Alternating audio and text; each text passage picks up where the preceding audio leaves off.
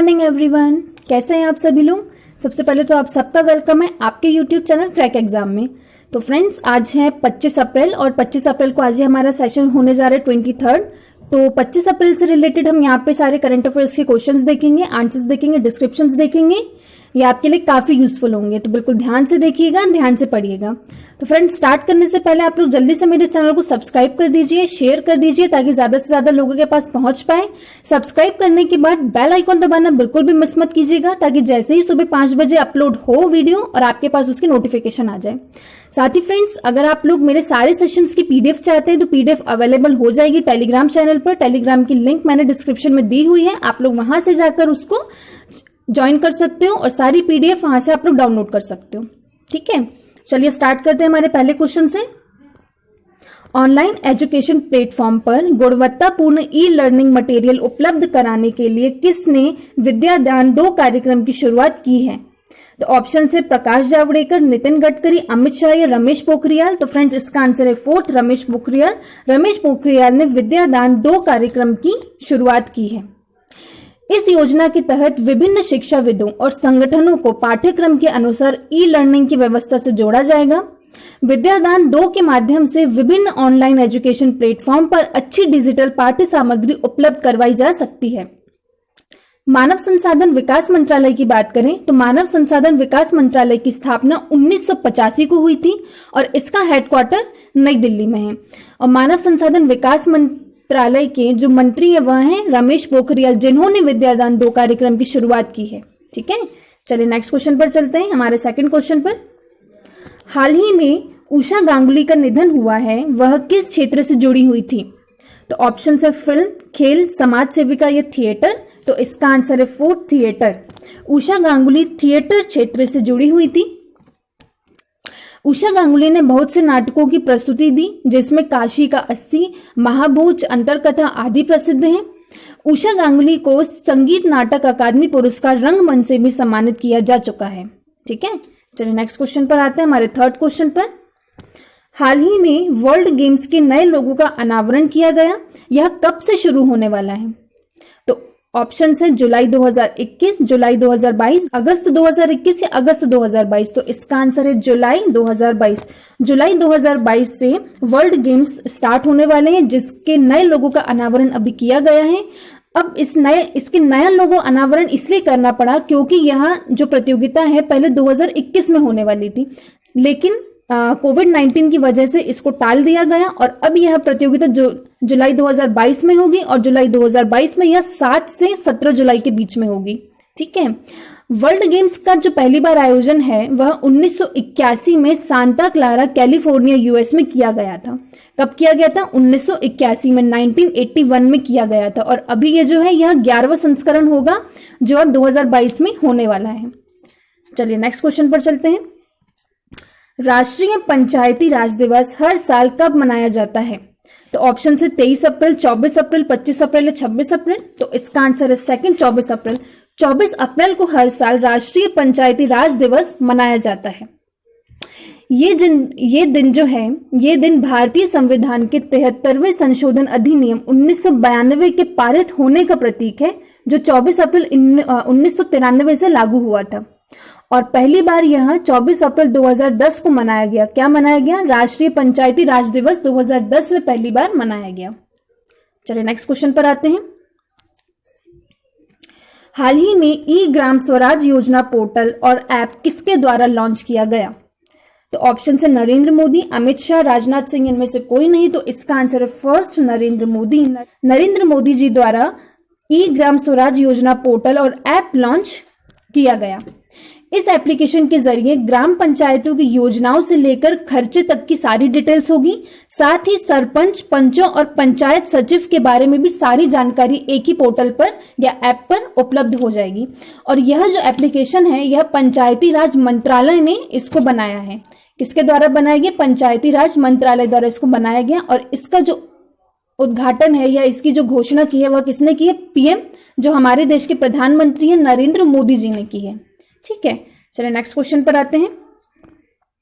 हरियाणा सरकार ने कोरोना महामारी के बीच राज्य में रिपोर्टिंग करने वाले सभी पत्रकारों को कितने लाख रुपए का बीमा देगी। तो ऑप्शन से 5 लाख, 10 लाख, 12 लाख या 15 लाख। तो इसका आंसर है 10 लाख। हरियाणा सरकार 10 लाख का बीमा देगी किनको? जो राज्य में रिपोर्टिंग कर रहे हैं या जो पत्रकारिता क्षेत्र से जुड़े हुए हैं। ठीक है, हरियाणा सरकार उनको कितने लाख रुपए का बीमा देगी? 10 लाख रुपए का। तो हरियाणा की बात करें तो हरियाणा की राजधानी चंडीगढ़ है। वहां के जो मुख्यमंत्री है वह मनोहर लाल खट्टर हैं और गवर्नर है सत्यदेव नारायण आर्य। तो मनोहर लाल खट्टर हरियाणा के मुख्यमंत्री जी ने घोषणा की है कि वह सभी पत्रकारों को 10 लाख रुपए का बीमा करवा के देंगे। ठीक है, चलिए नेक्स्ट क्वेश्चन पर आते हैं। मादक पदार्थों और अपराध पर संयुक्त राष्ट्र कार्यालय ने किस देश के छात्रों और शिक्षकों के साथ ऑनलाइन संवादों की लॉकडाउन लर्नर श्रृंखला शुरू की है? तो ऑप्शन से म्यांमार, भूटान, भारत या नेपाल। तो इसका आंसर है थर्ड, भारत। भारत सरकार के साथ लॉकडाउन लर्नर श्रृंखला शुरू होने जा रही है। यह कौन कर रहे हैं? मादक पदार्थों और अपराध पर संयुक्त राष्ट्र कार्यालय। ठीक है, इसका जो उद्देश्य होगा, इसका उद्देश्य है कमजोर समूहों और उभरते मुद्दों जैसे साइबर अपराध, गलत सूचना आदि की चिंताओं पर छात्रों को संवेदनशील बनाना इसका उद्देश्य होगा। मादक पदार्थों और अपराध पर संयुक्त राष्ट्र कार्यालय, जिसको हम शॉर्ट फॉर्म में बोल सकते हैं UNODC, की स्थापना 1997 में हुई थी, 1997 में। ठीक है, चलिए नेक्स्ट क्वेश्चन पर आते हैं, हमारे 8th क्वेश्चन पर। निम्न में से किस राज्य केंद्र शासित प्रदेश ने सर्व द सीनियर्स के तहत एक हेल्पलाइन शुरू की है?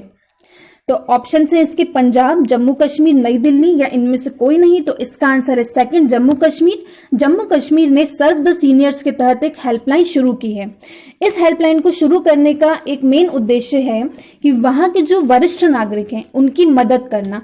जो घर में अकेले रहते हैं, वो कहीं आ जा नहीं सकते, मान लीजिए कोई बीमार बुजुर्ग है, वो कहीं आ नहीं जा सकता, लेकिन उसको दवा, किराने, बाकी अन्य चीजों की भी आवश्यकता है। तो वह आवश्यकताओं की पूर्ति यह हेल्पलाइन करेगा। मतलब अगर वो इस हेल्पलाइन पर फोन कर देंगे तो उनके घर पे ये सारी चीजें उनको उपलब्ध कराई जा सकेंगी। चलिए नेक्स्ट क्वेश्चन पर आते हैं।